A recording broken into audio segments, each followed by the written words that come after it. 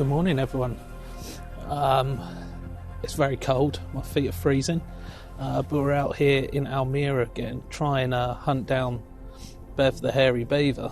No sign of it yet, but basically I just wanted to come out here today to test my new sort of wildlife rig. This channel this year I want to concentrate more on video. I hardly do any photography. Videos more excites me, so I've upgraded to the Sony A7S III. It's more video centric camera, so I'm out here today just to test it out, get a feel for it, and I've got a sort of new setup that I've been working on. I'll talk you through it later, but it just means that I can talk to you guys a bit easier with the ZV-1 on a gooseneck from a tripod instead of carrying another tripod. So it's quite nice that I can just film like this while I'm set up and interact with you guys when something comes. I was shooting in Cine 4 with the A7R III, but I've now changed to S-Log everything. We're shooting S-Log 2 in that and S-Log 2 in the Sony A7R III with the ITN colour space, so it's got a bit more saturation, so I don't have to push it in post, because all these 8-bit cameras, they can fall apart a bit. But you have to obviously overexpose slightly, and I don't know if these shots are going to be really noisy. I don't know. I've tried to set my zebras and just hope we're okay, but time will tell. You will know now how I've dealt with S-Log. And then with the Sony A7S III, I'm shooting S-Log 3 with Cine Gamut 3, Sony Cine Gamut 3 colour space, because obviously it's 10-bit, I can push it a bit more. Again, this is just a test. So far the low light has been incredible. I set up here just before blue hour. Shame nothing came, but just looking through you can see, and obviously it's got that dual ISO, gain ISO they say. So you just, if you're a bit over, just pump up the ISO and the images cleans up. But we'll look at that later, and I'll talk you more through with the rig. But at the moment I'm just going to keep quiet and see if we can spot Bev the beaver. Fingers crossed. If not, there's a hide up there. We'll just wander around. It's just a test day. See how we get on. So I'll touch base in a bit if I haven't frozen to death. Peace. Oh yeah, you like my camo outfit? The missus is not going to be happy that I'm wearing this on camera.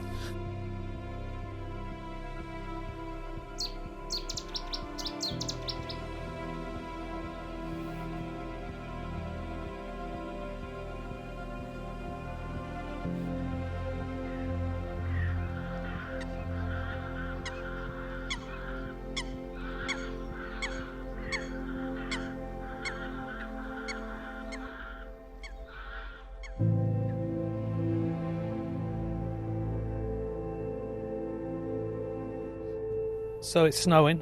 I don't know if you can see it on the camera, but it's cold. So I've bailed out on the muddy bank, and I'm going to have a little wander to get some blood flowing. So far the touch focus, one time it worked brilliantly, the other time it didn't work at all. There was one buzzard on the tree, young one, and I kept tapping to focus, but for some reason it wouldn't focus. It kept getting confused with the branches behind, so I just switched over to manual for that. But that's interesting that didn't work. And then the other time was a moorhen or a coot actually, I think, swimming along, and it tracked it nicely across the water until it went past too many reeds and then lost it. But, you can't expect miracles, but it's nice for that kind of tracking thing. And the water, because sometimes the reflections of the water can throw the focus off. It didn't seem to do that, but the reeds it did. But that's just twice I've tried it, so we'll have to try it a few more times.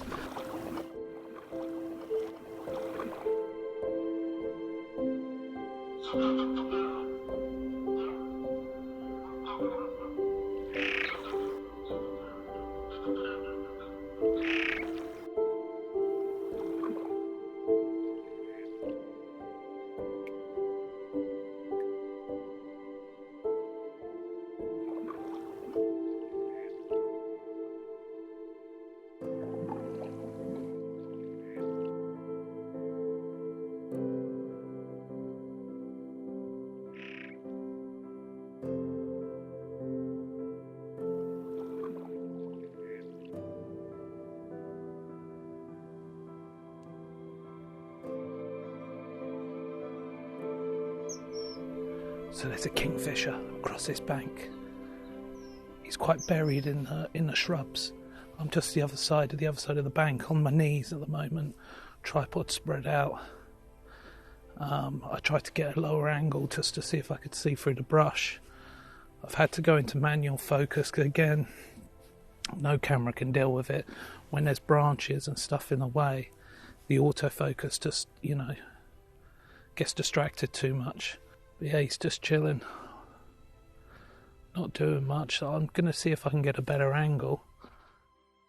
So I found a nice flat bank, and now I'm just going to wait for the kingfisher to come to me, because I've noticed he's gone up and down here a few times on patrol, I think. So I'm just going to sit here. There's some great branches and trees here in front of me, and there's not too much foliage and stuff in the way, so hopefully if he settles here I can get a nice shot.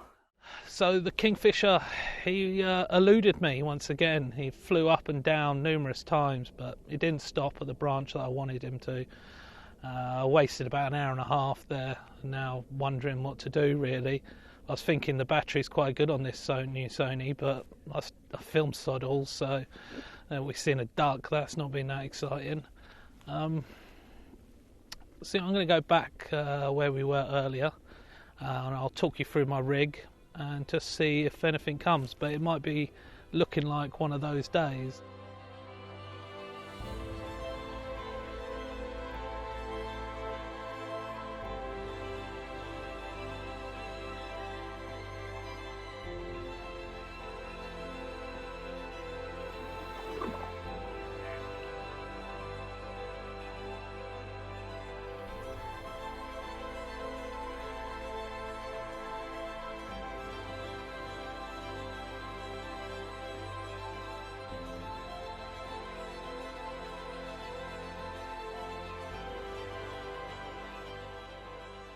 Let me talk you through my new rig for wildlife filming. Behind me, so I'm filming this on the A7R3 shakily because I'm cold, so I apologise about that, but let me just run you through it quickly. So here I have the Sony A7S3 with a lovely flippy screen, so if I do decide to vlog, makes my life a lot easier. At the moment I've just got the video micro on there, but I've just ordered the XLR adapter so I can have an XLR shotgun mic, and I've ordered a really sensitive mic, so when I'm filming it should give me that directional microphone to actually pick up some audio from the animals if I'm lucky. And then on that, and it has two XLR inputs. I'll put a picture below. And in that second input I'm going to have a wireless receiver for a lavalier mic that I can plug in, so at the same time you can hear me and you can hear the animal hopefully when I'm filming it. So that's the idea with audio based on that. So then that goes on this new digital hot shoe here, which works out really nicely. Now because it's the only Sony A7S free, and we don't have that crop in like you do to APS-C crop on the Sony A7s, all the other ones, because this is a 4K sensor readout fully, whereas the others are 6K and then they downscaled, so it gives you that option to crop in.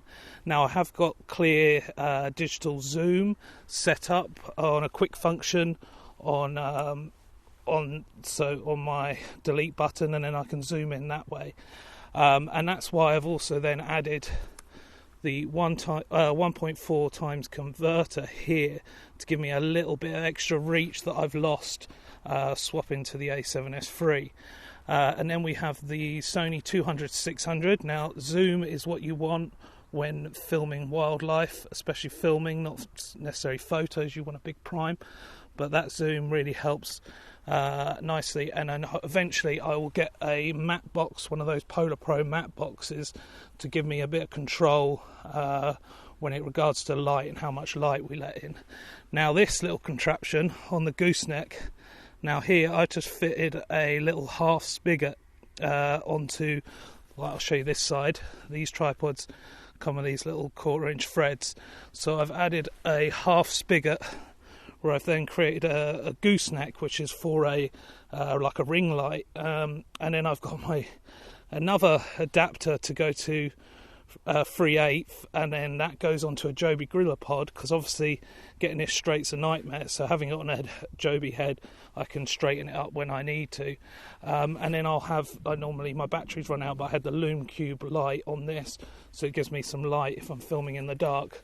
And I've added the wide adapter to this, which is quite nice. It does give you a little bit extra room.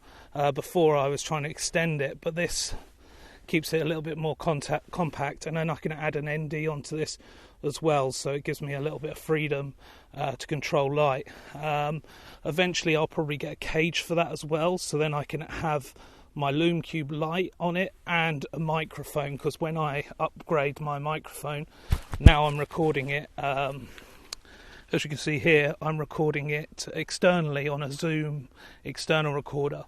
Whereas this way I'll probably have this as well, but then if I have, I'll probably put the micro on this when I got my XLR adapter. So that way I got audio on that, audio on this, audio on the animal, audio crazy. Because I really think it makes a big difference, and sometimes neglected. So hopefully that way it'll cover me all the audio. Now I've got this on a Gitzo tripod, really stable, and a Manfrotto video head. This makes such a big difference, moving from a gimbal to a video head, getting that smooth motions you saw earlier. Some geese flying past, I wouldn't have been able to do that, but with this I can. HD is so good on this because it's high bit rate, and also 10-bit color. I'm going to actually save one of my custom settings to a cropped in HD, so if I do really need that reach, I can sort of swap over to that. Now I've got my custom settings dial 1 to 4K, the long dot, GOP dot, whatever it is, not the all intra, just because of the file sizes. Hopefully my computer can edit it. I did a little test. It is a bit more sluggish compared to this. Custom 2, the same, but to send 60 frames, and that's nice because you can still use that active steady shot in that, whereas if you bump it up to 120 frames you lose that. And then talking 120 frames, that's what I have my third dial set to, obviously 4K as well, the same, non all intra. And then you've got 4 more custom settings, M1, M2, M3, M4, and they're saved on the memory card. So I have the first one set to the 240 frames HD beast mode. I haven't even tried it out yet. It's not light enough and I haven't seen anything exciting. Obviously it slows it down so much, it's nice to get them subtle details with that kind of shot.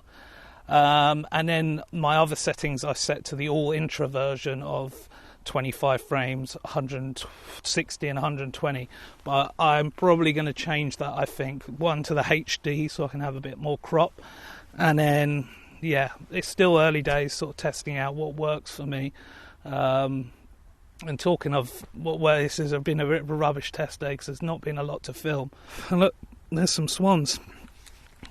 I know, exciting. So I'm going to stay here for a bit longer, watch this back, see if I have to film it again, and if not, I'll speak to you in a bit. Peace. So I've just been sitting here waiting for the beaver again. This is the time to actually do it. It's when they come out. So I'm not going to talk too much longer and go. But I had some swans here, testing out all the different frame rates and settings I had. I'll put them up and label what settings I use for each, just to give you a little flavour. But it'll be interesting to see how they edit and how they colour grade. It's hard to see in the back of the LCD or the viewfinder how noisy the shots are, especially shooting in S-Log. Sometimes I jump over to that higher gain, higher ISO to reduce that noise floor. Okay, sunset, blue hour. I think I'm going to go home. It's cold. And yeah, not much luck at all really. I had some swans to test out, but this just again test day. I'm doing a big bigger trip in a couple of weeks to Texel Island in the north of the Netherlands. So just want to get my gear tuned in and know how to work the camera, because the menus and everything's different. Didn't touch on that, but yeah, the menus are a joy compared to the old ones. Still not used to it, obviously, but it's going to take a lot quicker. And I've set my menus out in different ways as well.